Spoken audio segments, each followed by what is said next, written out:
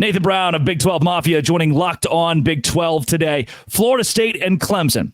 The original idea when these two teams sued the conference was there's got to be a landing spot in either the Big 10 or the SEC. They're not doing this to explore an option of the Big 12. They're not doing it to be independent. They are looking for the big money in the Big 2. If that's not on the table, how big of a loss is that for those two schools? Well, it's huge. I mean, you're talking hundreds of millions of dollars over a period of 10 years. At the end of the day, those numbers don't go away depending on what conference they're in. They're always going to be there, and they're always going to be falling short of the Big 10 and the SEC. Look, I was one of the first people right after the lawsuit came out in December. In my opinion, if they could have struck oil right that second and gotten out of the ACC within a month or two, I still think the Big 10 would have taken them. I think the problem they're running into is the longer you stretch out these negotiations, not even negotiations, because they can't be first party because of all the torture with interference and doing other things legally. They can't specifically talk to the Big Ten until they leave the ACC, technically. So they've had to use third people moderators to do that. And in that process, it hasn't gone so well. Similar to what we heard, what happened with Oregon. If Washington hadn't greased the skids for Oregon, they do not get into the Big Ten. It's the exact same thing here. Maybe there's some relationship challenges. I don't know from firsthand. I don't know these people that are working on it, but you hear enough from people that I do trust, reporters, writers, people in social media that I've come to trust. Those relationships are really, really critical, and maybe they're not all the way filled out, right? And the reason that happened is because it just stretched out too long. The ACC strategy all along was to extend Florida State and Clemson to a point where they either give up or they just leave and write them a check.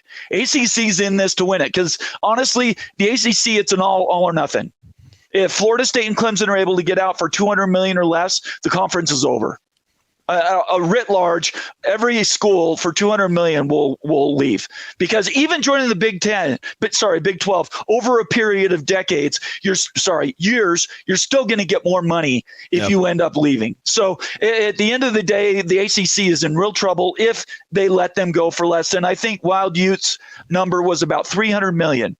If they get $300 million for every school that leaves the ACC, and that's marginal, but the ACC is strong enough, they could backfill and still stay a power conference. But at the end of the day, Clemson and Florida State don't want to be there.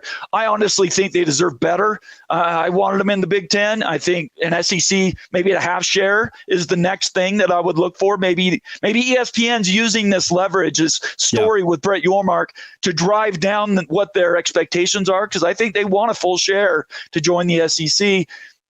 Maybe they, again, a little humility there. You go in for a half share for 3 or 4 years, and then they get a full share, just like Washington and Oregon. I know there are plenty of Clemson and Florida State fans that when you hear half share, that's not what they envisioned 6 months ago. That's exactly not what the plan was here in the SEC with the Big Ten. Nathan, It makes me, bear with me a bit here, it makes me think that on the front end, before these two schools put in motion leaving the ACC, which is effectively what they're doing right now, before that was put in motion, they had to expect something. There was an expectation there from the third party that there is a landing spot. It wasn't, we're going to wade in the wilderness and hope to find our way. I don't think it was that much confidence to go into an entire lawsuit process. Does it seem like to you, as it does me, there was a break here somewhere? That these conversations, there was an expectation that was broken, whether it was from the Big Ten or the SEC? Well, I mean, if you listen to people like Spear Addicts, you watch their show, or you watch Vince Knoll and Big Papa East at their show, Garnet and Old, they were talking about that last summer. Drake. They were talking about that in July. They were talking about that in August of last year. They absolutely did think that they had a landing place, which is why, and put yourself in their shoes. Baylor went through this a little bit, but not near to the extent that Florida State and Clemson.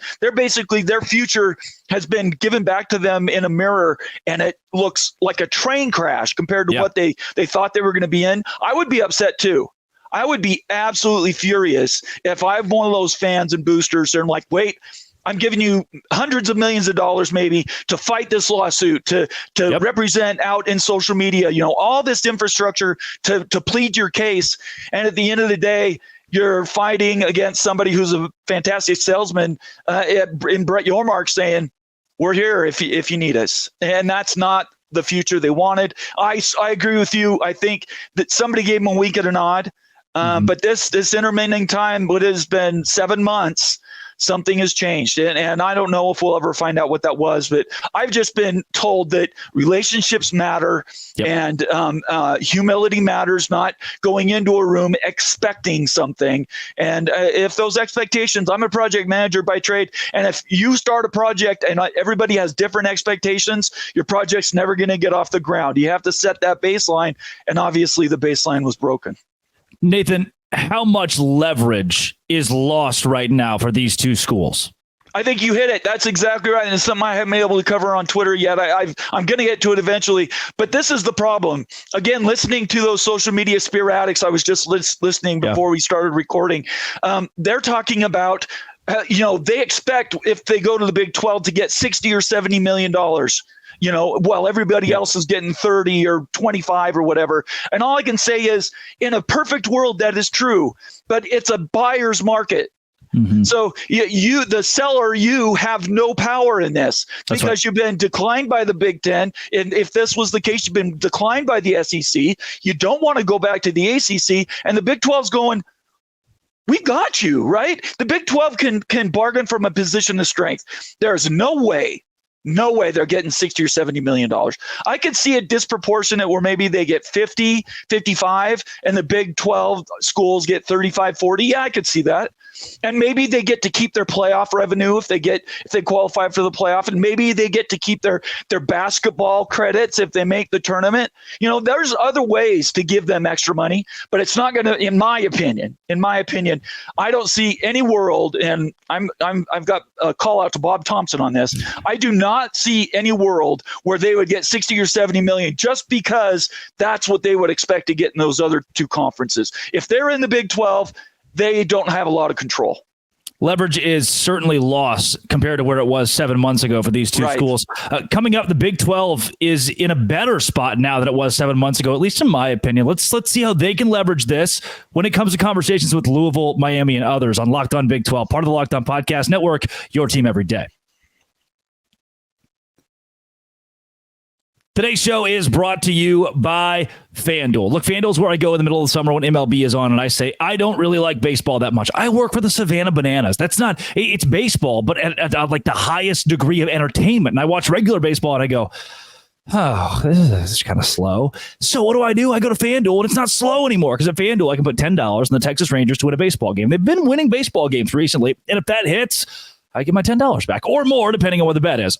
FanDuel is hooking up all customers with a boost or a bonus daily. That is right. There is something for everyone every day, all summer long. Head to FanDuel.com and start making the most of your summer. FanDuel is where you can go to bet on player props, too. You find your favorite pitcher who pitches in a baseball game, and you say, I think that guy's going to have 7 strikeouts today. You can put some money on it at FanDuel. Your favorite hitter, I think Wyatt Langford is going to have a home run tonight at plus 250. At a $10 bet, gives me $25 when he hits a home run. FanDuel is the official sports betting partner of Major League Baseball. Visit FanDuel.com today.